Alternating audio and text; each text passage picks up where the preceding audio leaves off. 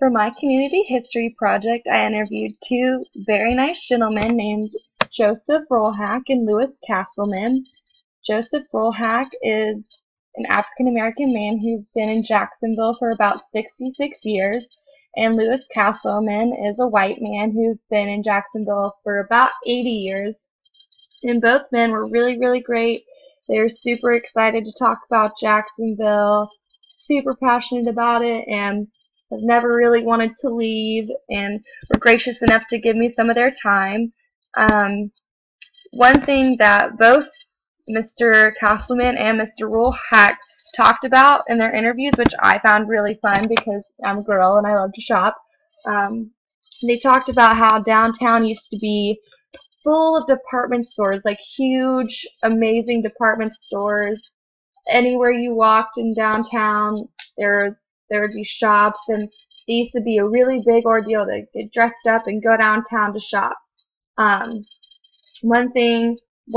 of the big stores that they both mentioned is a department store called May Cohen's, and right now May Cohen's doesn't actually exist anymore. A lot of stores that were May Cohen's have now become Macy's, but the one downtown isn't actually like a department store anymore. It just houses some city offices, I believe. And anyways, the one that was downtown was huge. There were lots of different floors. There was a candy store in it, furniture, like baby stuff, all sorts of cool, crazy stuff. Pretty much anything you could need, you could find in the store. And here you can see these pictures. This was the downtown location, and as you can see, it was a huge store. Mr. Rollhack actually used to work at May Cohen's. It was his big first job. And while he didn't really talk about a whole lot of racism that occurred against him during his time in Jacksonville, when that was pretty prevalent, he did talk about some things such as his pay that kind of hinted at how he was kind of, what's the word I'm looking for, discriminated against. For instance, when I talked to him, he said that originally he didn't even make $1 an hour when he first started out, but after the civil rights movement got started and people started accepting integration and all the wonderful things that have happened since then, he did get a pay raise to up to $1.25, which doesn't sound like a lot, but to him in that moment it was really, really great.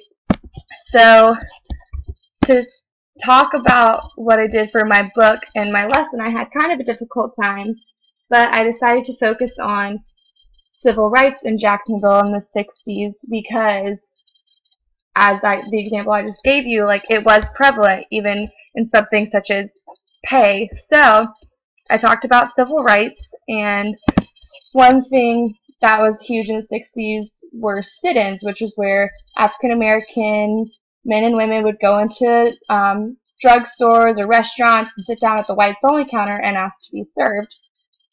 And that occurred in Jacksonville just like it did everywhere else. And one place that it happened was like all around Hemming Park downtown at places like Woolworth. And there was even one that happened one day that led to really terrible things that made national news. It was called Axe Handle Saturday. I think it was on a Saturday. And basically, like, it started off as a sit-in, and when they exited the restaurant, some white men that were members of the KKK came and just basically attacked the African Americans, and it was really horrible and ugly and just did not end well, obviously. And of course, for elementary students, you don't want to focus on something as terrible as that's called Axe Handle Sunday, but I did sort of focus on civil rights and the sit-ins. So for my book, I called it Hemming Park and Human Rights, A Story of Never Giving Up. I'll just read a little bit of it. Jacksonville is a city that lies on the east coast of Florida. It sits right next to the Atlantic Ocean. Jacksonville, just like any city in the southern states, wasn't always a place of equality. In the United States, the 1960s were a very important time. Civil rights were finally starting to be addressed, and equality between races was being called for. As in many other cities, demonstrations and a sit-in started to occur in Jacksonville. During a sit-in, African Americans would sit down at the whites-only counter in a restaurant and ask to be served. And this picture actually is a picture of the sit-in occurring at Woolworths in Jacksonville. And then I'll just kind of stop there. That's all I really want to share of my book. There's another picture of the sit-in. But basically, I used my book for my lesson plan. I used the same name, same title, and I also, along in my lesson plan, another reading that I would have my students read, or I would read to them, what is a narrative from one of the African American men that was at the Axe Handle Saturday event. Obviously, I still didn't talk about that part, but it's a really cool perspective to get. And basically, I just have, after we read the story and all that kind of stuff, the kids are supposed to look up stuff about the civil rights on the internet. Obviously, I'm more specific in my lesson, but they have to gather information on how African Americans were treated pre-civil rights movement and post-civil rights movement, and put all their information in a graphic organizer and present it to the class and all this kind of stuff. So that is basically the gist of my project. I had a really great time doing it. I learned lots of good stuff, and yeah, I think that's about all I got for you guys.